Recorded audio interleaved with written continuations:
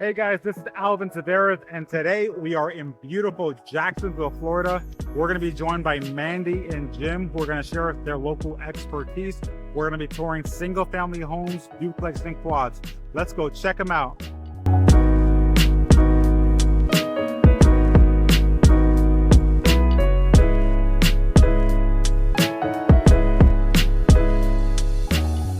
Hey Jim, so we're coming out of your offices today, and today we're going to be exploring some quadplexes, single-family homes, and duplexes you all have here in Jacksonville. And you're from this part of Florida, correct? Well, I've been here about 20 years, so basically I am now. At this point, right? And so what is it that investors find most exciting about investing in a market like this? Jacksonville is one of the most affordable coastal cities in the nation, and those things don't normally go together with a very diverse economy, which gives it a lot more stabilization in good times and bads. It also yields for a higher rent. There's a lot of replaceable income here where there's great paying jobs, which means they can afford to pay better rents. And yet the price points, especially here in Jacksonville compared to the other bigs of Orlando, Tampa, and Miami, there's no comparison. We are by far the most affordable market of all of those, really centrally located too. And we also have more of not the best today because you guys got our coldest day of the year. But we have, if you're more of a person moving to Florida and you want the season, some people don't like that Miami all hot. We're more of a Carolinas with our climate here. And so that's another draw as well. Yeah. So what's the first property we're going to see today? We're going to go out to one of the quads first. Okay, cool. I think quads are usually something that you've already worked with us on. It's a great community. So we're going to go out to the quad development and take a look at one of those finished units. Cool. Let's go. All right, let's do it.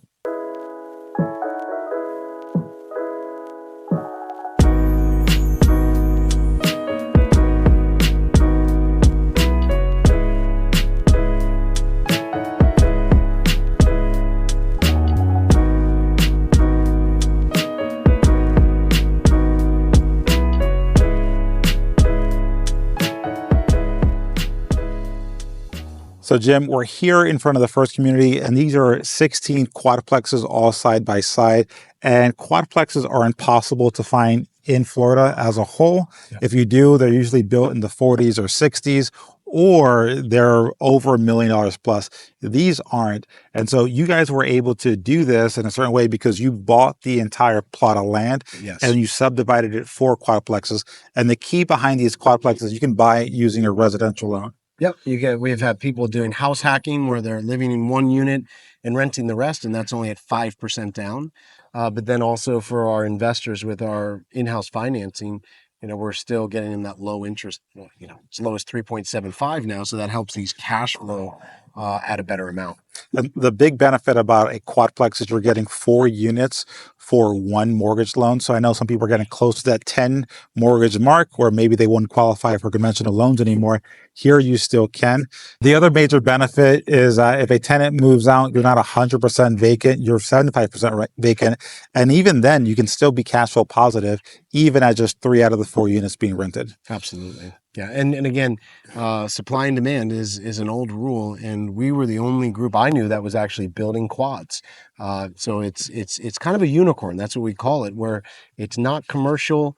It's able to get residential financing. It's the most amount of units you can get under one roof with a residential long-term financing. And they're just not available. And in growth markets like here where we are, they're very desirable. They seem to have a bigger draw than like larger apartment complexes stacked on one on top of the other. The way this is spread out, it gets a really good attraction to it.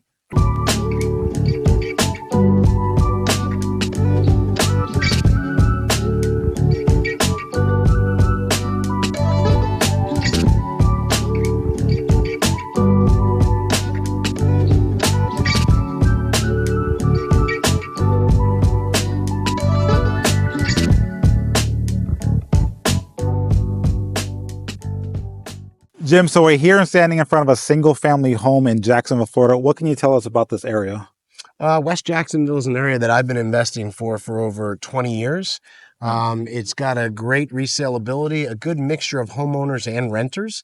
So it's not an all investor-owned area, but it's a mixture of homeowners and renters. Still has a great affordability index and close to job source. So we know the demand is there. Again, I've been rehabbing houses here for over 20 years, and building new ones for over 10.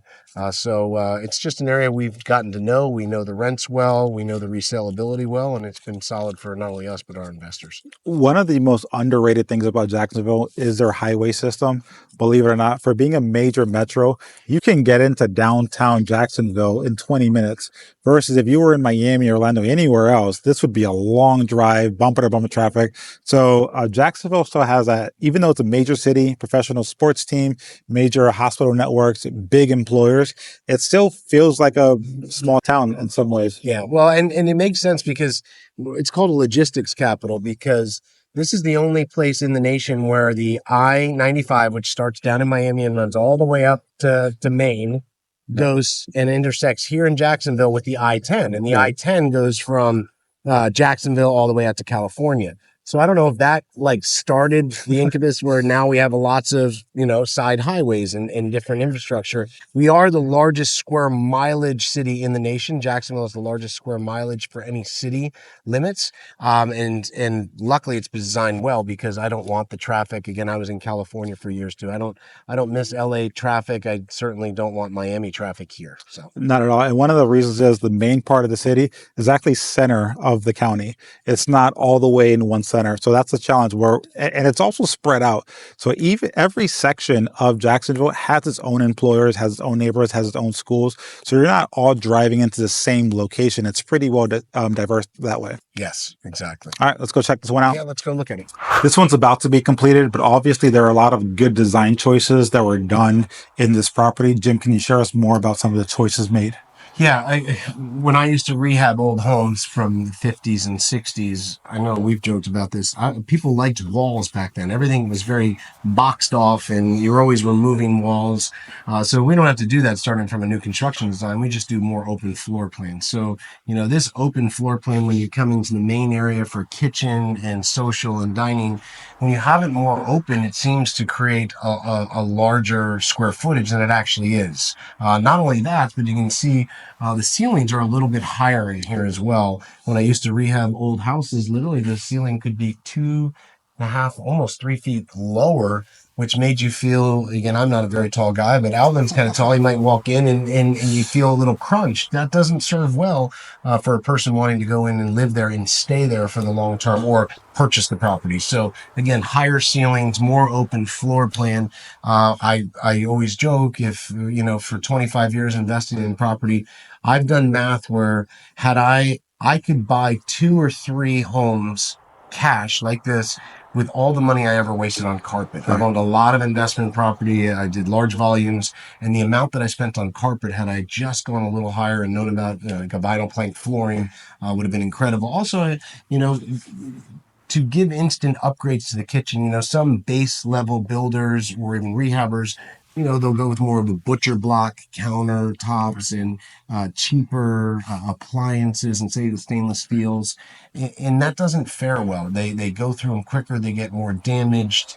And also, again, for the best rentability and the best resaleability, you do these upgrades that are normally not included. We found that we get better results for us and for our clients. Yeah, and renters rent based on functionality. So when they go to Zillow and they look at, hey, 3 bedrooms, 2 baths, they want to see a nice, clean house. They actually want low maintenance too. Both the investor and the renter want low maintenance. So having a house that's highly functional, that's clean, that's neutral, people can envision putting their furniture in, is definitely the way to go. Yeah, and here in Jacksonville, again, we get a little colder weather than Southwest Florida. Small thing, but it's an attached garage. So you go out from the garage, you come right through your laundry room, and it's just a very functional layout as well. Let's keep looking. All right.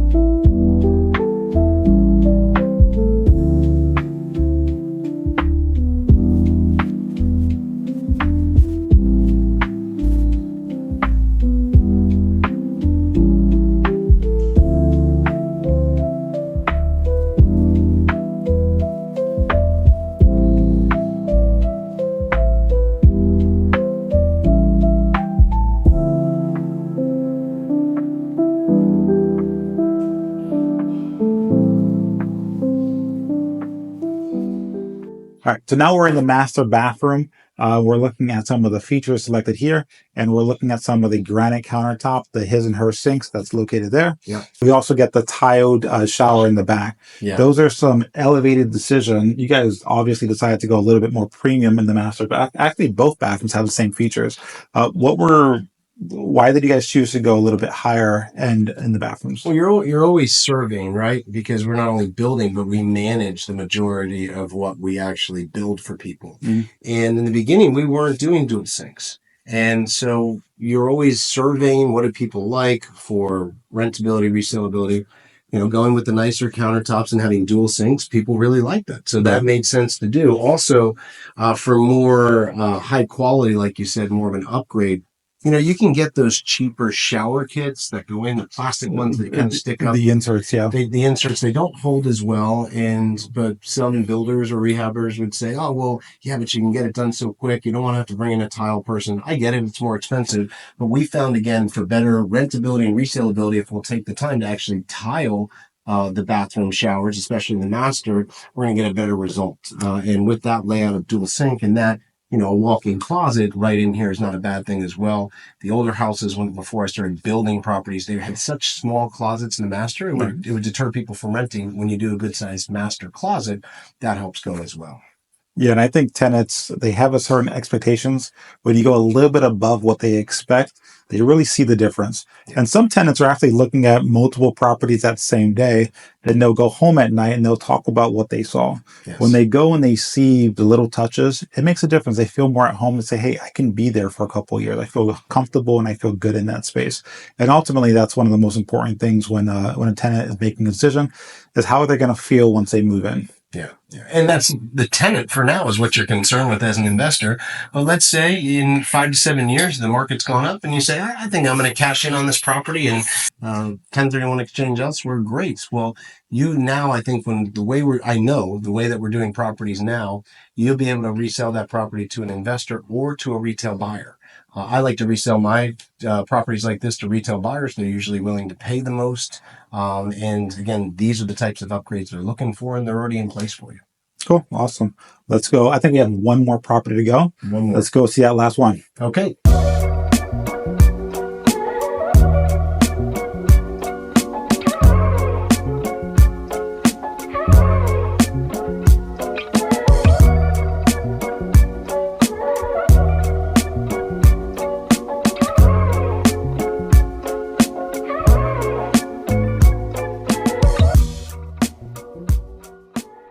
So we're here with Mandy, who's our district manager for Northeast Florida. And you were a property manager, actually managing a lot of properties in this area. So we have a couple of duplexes here, but you've seen this neighborhood change over the years. Yes, absolutely. It's had a lot of great growth. And so what we're seeing now is a lot of the older homes are being knocked down and new ones are being built on top of them. And so we're looking behind us here is now just rows of duplexes, and these have their own driveways. They have their own front door. But this is something that's close to where a lot of neighborhoods are changing and they're transforming. Yes, it's a great central location near to areas that have been seeing a lot of growth, a lot of shopping, a lot of shops. It's become a very desirable area. Cool. Let's go check this one out.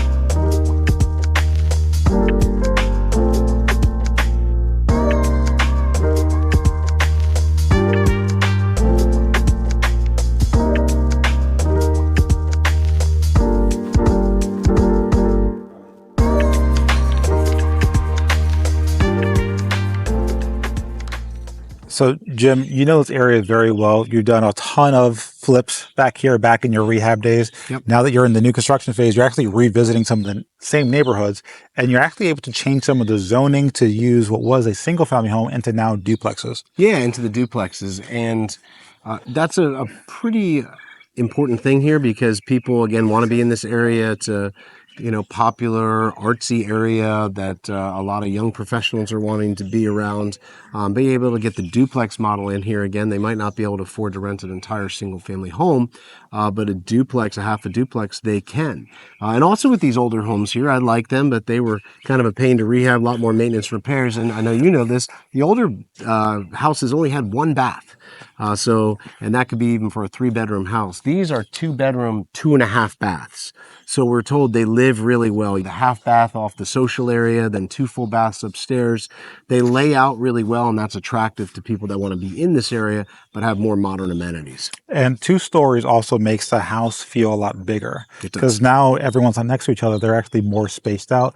So if you're in the bedroom, you're going to feel like you're much further away from the kitchen.